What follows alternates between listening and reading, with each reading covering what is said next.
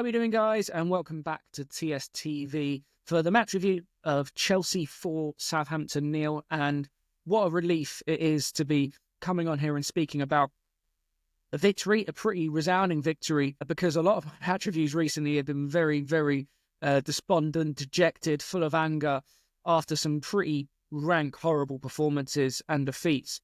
So it is refreshing to come on here and talk about a victory, be a bit more positive about the game itself and the performance, because, yeah, as I said, recently it's not been good. But one thing I would say about this win is, look, you should never take 3 points for granted, right? No game is ever guaranteed.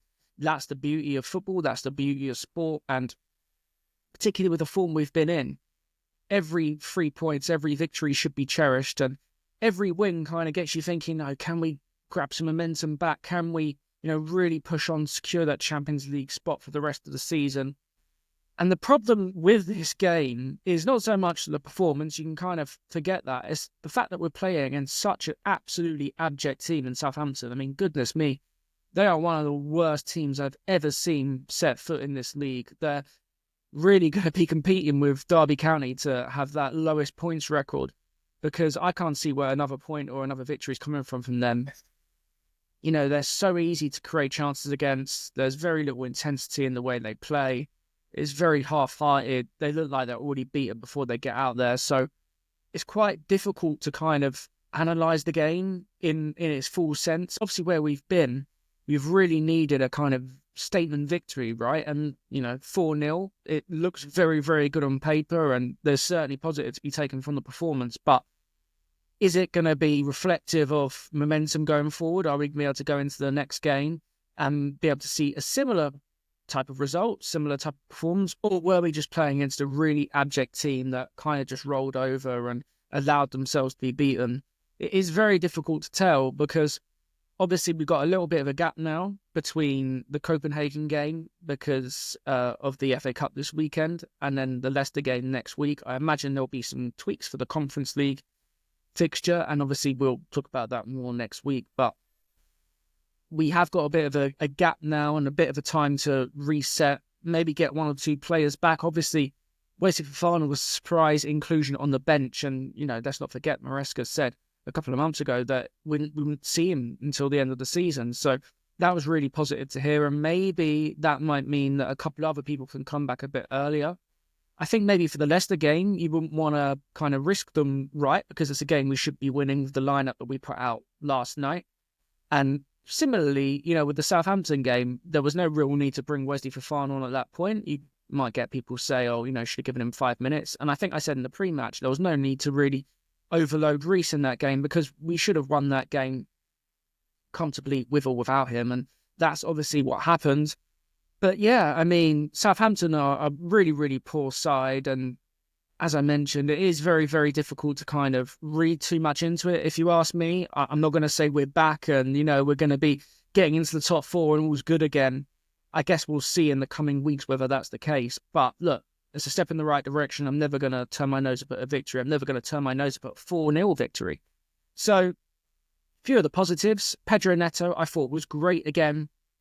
Was a real handful. I think he had one moment where he could have gone for on goal and it hit his wrong foot. That happens. It happens to everyone, even the best. And we'll come on maybe to Cole Palmer in a little bit if we had one of those days yesterday.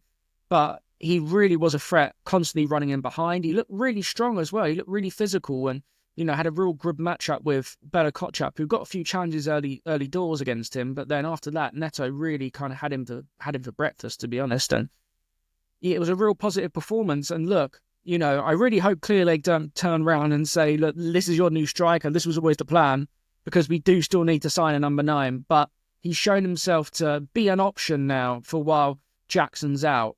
I don't think we can see Christopher Nkunku play in that position again. He just doesn't offer enough pace in behind the defence. But Pedro Neto certainly was that solution. He took his goal really, really well. I mean, the thing with Neto, he doesn't score many goals, but if you actually look at his ball striking, it's really, really good. I mean, I can think of the goals against Ghent this season, Arsenal, and yesterday.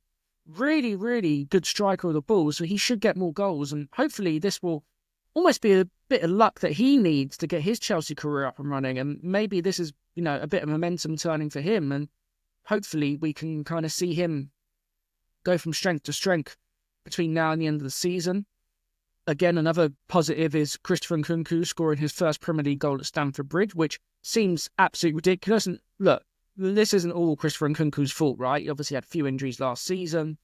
He's not always started in the Premier League, so you can't just lay that all at his door. But he should have been scoring in the Premier League at Stamford Bridge before now. But fair play to him. He had to be really brave to score that goal. He had to really put his head in where it hurts, literally, and he got his just rewards. He didn't do that much. He wasn't, the main kind of protagonist in the game, but he did do, some nice little things on the ball, off the ball. He seemed to work a bit harder. He seemed a little bit brighter. He seemed a bit more confident, especially after he scored.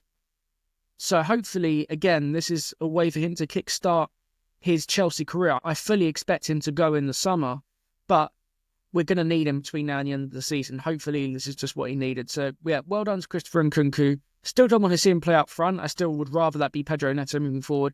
But he played well yesterday. He certainly had more of an impact on the game than, say, Jadon Sancho on the other side. So congratulations to him. Obviously, Levi Colwill and Marco Correa scored our other 2 goals in that game.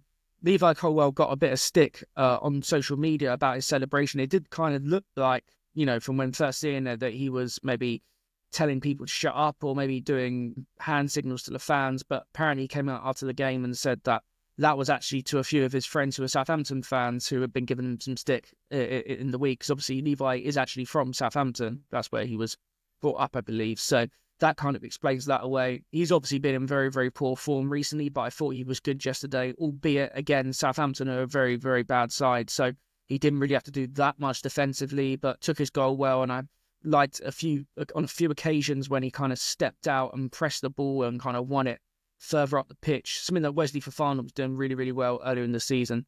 And I've never really seen Levi do that as much, but that was a positive sign. Marco Correa as well got the 4th goal. Really well set up by Tyreek George, who I thought was really, really positive when he came on. Nearly scored with his first touch. Kept driving at defenders. And the one thing I like about Tyreek, and, I've spoken to a lot of people that I know kind of have worked with the club and who watch the youth team a lot more than me, have said that I don't necessarily think Tyreek's the best ever academy product, but he's certainly someone that could help us now. And one thing I like about him is that he's very positive in his actions. He does drive forward. He's not someone that's always looking to turn back and play a ball backwards. He does look to drive at opponents and take shots on and put crosses in. And it was a really good cross from Marco Correa. Very, very pinpoint, pretty easy finish. There was absolutely no pressure on Mark in the box, and I think I probably could have scored that. But Correa was also really, really good in this game. Deservedly got man of the match. Another player I thought could have been a shout was Enzo Fernandez. He was really, really good, I thought. Again, recently, I think that he's actually been one of our better performers, even when we've been in this slump. I think he's actually been one of the players that have stood up a little bit and, said that I'm going to take responsibility, and not everyone has. So, good performance from him again.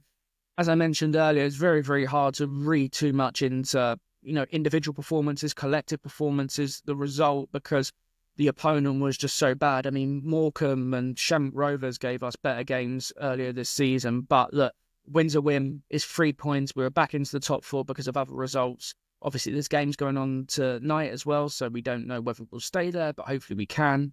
But look, positive, right? Positive. We've won 4-0, 3 points, back into the top 4, and we can move forward to the end of the season. One slight negative, obviously, was that Cole Palmer didn't score. He had about 5 sitters that in any other game, well, particularly over the last 18 months, he would have scored at least 2 or 3 of those. But he just is having one of those games. He's having one of those periods where nothing seems to go in for him. I'm absolutely not worried. He'll be fine. Once he gets like a goal, or, once he gets his confidence back up and running, we'll be seeing the old Cole Palmer. He's just going through one of those moments. Everyone goes through them. Mo Salah's had them. Haaland's had them. Harry Kane's had them. I'm just going to be listing names here, but he'll be fine. Don't worry about him. So yeah, overall, very, very positive about yesterday's performance and result. But obviously there was the protest off the pitch. Now, I didn't look at too much of the content afterwards, but from what I've seen, there were quite a few people there, a couple of hundred or so. And look, fair play to the people that turned up and conducted the protest, right? I think it's within every fan's right to voice their opinion, whether you agree with it or not. There are certainly some strands of the protest that I do agree with, particularly when it comes to changing the model and maybe looking at a different kind of direction in terms of getting rid of the directors. There was obviously some banners that were talking about Bowley and stuff like that, which I found disappointing, not for the fact that, Todd Bowley's my best mate and he's been, the greatest thing that's ever happened to this football club, but it's clear that he really is in front and centre at this moment in time. It's clear like Mbedelo Bali. So I felt some of the messaging and some of the bits and pieces around it didn't work, but look, fair play to the people that turned up. The one thing I would say is, if you're going to protest, do it with your chest. Now that we won 4-0, don't just sit there and go, oh, we're never going to protest again. If you're serious about it, do it at home to Leicester and do it in other games. But look, yeah, as I said, it got quite a bit of media coverage. I think even Joe Cole was talking about it before the game. So yeah, let's see what happens on that front. But yeah, that's it in terms of the match review from me. Obviously, as mentioned earlier, we've got a break this weekend. I will still be doing some content. I'm trying to work out exactly what I want to do for you guys over the Friday and Saturday, so we have something Chelsea related going into the weekend. But then obviously we'll be previewing the Copenhagen game in the Conference League next week, and obviously we have Leicester in the Premier League after that. So I'll see you in a couple of days. Very happy with the 3 points, and I'll see you guys again soon.